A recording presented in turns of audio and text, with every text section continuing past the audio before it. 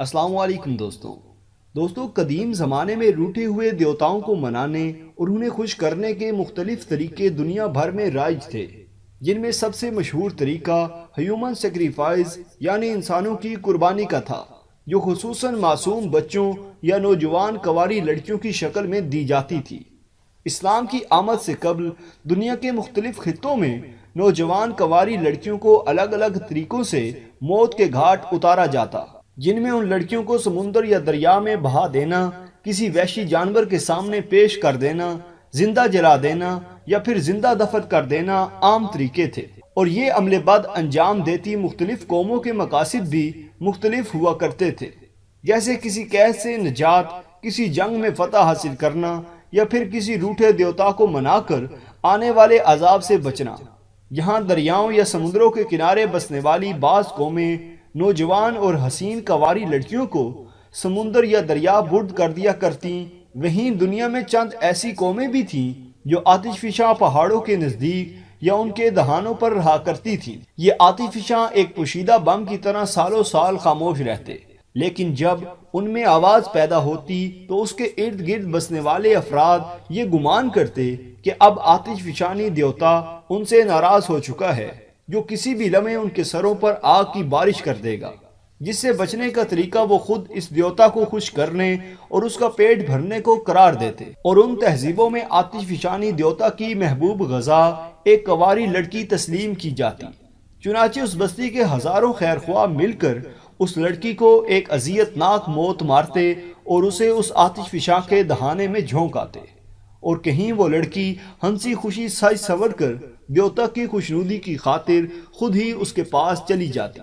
ابلتے ہوئے لاوے میں زندہ کنواری لڑکیوں کو ڈالنے کی یہ رسم امریکی تہذیبوں میں عام تھی، جو آتش فشاں پہاڑوں کے ارد گرد رہا کرتے تھے، جبکہ دوسری طرف دنیا کی بعض تہذیبیں جو کسی دریا یا سمندر کے کنارے رہا کرتیں، وہ بھی کسی مخصوص دیوی یا دیوتا کے اعزاز میں حسین کنواری لڑکیوں کی قربانی دینا ایک مقدس عمل خیال کرتی۔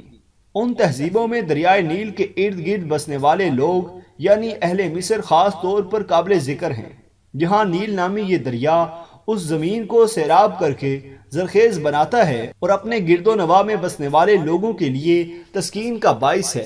وہیں یہ دریا ان گنت معصوم اور کم سن لڑکیوں کو زندہ نگلنے کا بھی دعوے دار ہے۔ نامعلوم ادوار سے اس دریا میں انسانی قربانیاں دی جاتی رہی ہیں، جو اسلام کی آمد تک جاری تھیں۔ اہل مصر ہر سال اپنے درمیان موجود سب سے حسین اور کنواری لڑکی کو دریائے نیل کی دلہن منتخب کرتے اور اس لڑکی کا خوب بناؤ سنگھار کیا جاتا، مہنگے زیورات اور عالیشان لباس زیب تن کر کے اس لڑکی کو باور کرایا جاتا کہ وہ اپنی ہمجولیوں کے مقابلے میں کہیں زیادہ خوش نصیب ہے، اور پھر ہزاروں افراد اسے دریائے نیل تک چھوڑنے آتے، جہاں اسے دریائے نیل میں پھینک دیا جاتا، اور یہ معصوم ایک افسانوی دیوتا کی خوشی کی خاطر ڈوب کر مر جاتی۔ قدیم اہل مصر یہ عمل آئزس نامی دیوی کی خوشنودی حاصل کرنے کے لیے کیا کرتے، جو مصری دیوتا ہارس کی ماں اور اوزرائس کی بیوی تھی۔ قدیم اہل مصر کے مطابق یہ دیوی ماحولیات کی دیوی تھی۔ دنیا کے دیگر دریاؤں کے ساتھ ساتھ دریائے نیل کو بہانا اور اسے روک دینا اسی دیوی کے اختیار میں تھا، چنانچہ اہل مصر اسے خوش کرنے کی خاطر نوجوان لڑکیوں کی قربانی دیا کرتے تاکہ یہ دیوی دریائے نیل کی روانی برقرار رکھے۔ یہ رسم کب اور کس دور سے جاری تھی، اس معاملے میں تاریخ مکمل طور پر خاموش ہے۔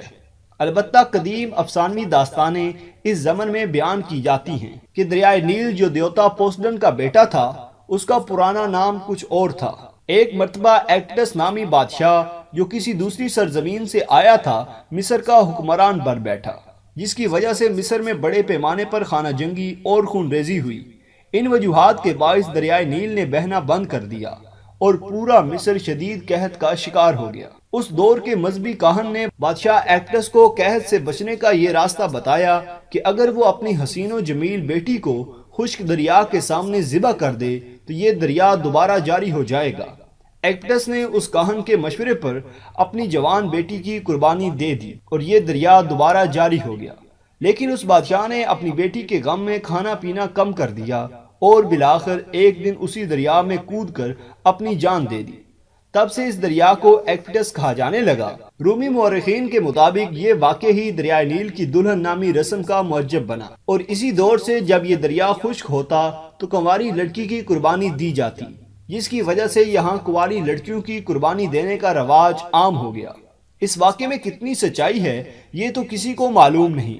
لیکن کنواری لڑکیوں کو دریا بوڈ کر دینے کی یہ رسم ایک کھلی حقیقت تھی جو ایک انجان دور سے عمل میں تھی۔ حیرت انگیز طور پر یہ رسم صرف قدیم اہل مصر اور اہل روم کے دور حکومت میں ہی نہیں بلکہ اس دور میں بھی جاری رہی جب اس خطے یعنی مصر میں آپٹک کرسچنز کا غلبہ رہا۔ یہ لوگ بھی دریائے نیل کی روانی کو برقرار رکھنے کی خاطر اس رسم کو ایک خاص مہینے کی ایک خاص تاریخ کو ایسے ہی ادا کرتے رہے جیسے ان سے پچھلے لوگ کیا کرتے تھے، یہاں تک کہ مسلمانوں کے خلیفہ دوم حضرت عمر کے دور میں جب مصر فتح ہوا تو مصر کے چند خاص لوگ مصر کے مسلمان گورنر حضرت عمرو بن عاص کے پاس حاضر ہوئے اور انہیں اپنے اس دستور اور قربانی کی رسم سے آگاہ کر کے ان سے اس کی ادائیگی کی اجازت مانگی۔ حضرت عمرو بن عاص نے اسے ظلم اور جہالت گردانتے ہوئے انہیں سختی سے منع فرما دیا، لیکن اگلے 3 مہینوں میں یہ دریا اس حد تک خشک ہوا کہ مقامی لوگ نقل مکانی پر مجبور ہو گئے۔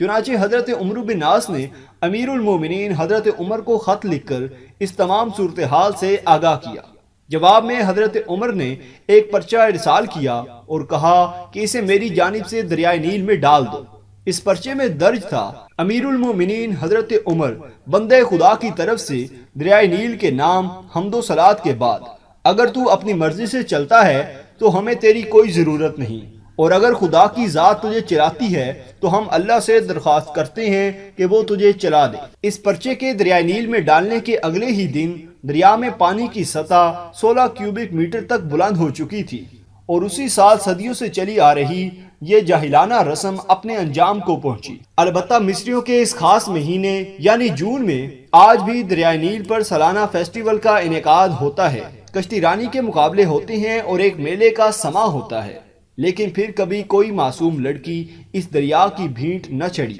کچھ مورخین حضرت عمر کے خط کی اس روایت کو ضعیف قرار دیتے ہیں، لیکن پھر بھی وہ یہ بات تسلیم کرتے ہیں کہ دریائے نیل کی دلہن نامی یہ رسم اور اس جیسی ظالمانہ اور جاہلانہ رسموں کا اختتام اسلام کی آمد کے سبب ہی ممکن ہوا۔ تو دوستو یہ تھی ہماری آج کی ویڈیو پسند آنے کی صورت میں لائک ضرور کریں اور ہمارے اس چینل کو سبسکرائب کرتے ہوئے ساتھ موجود گھنٹی کا بٹن بھی دبا دیں۔ شکریہ۔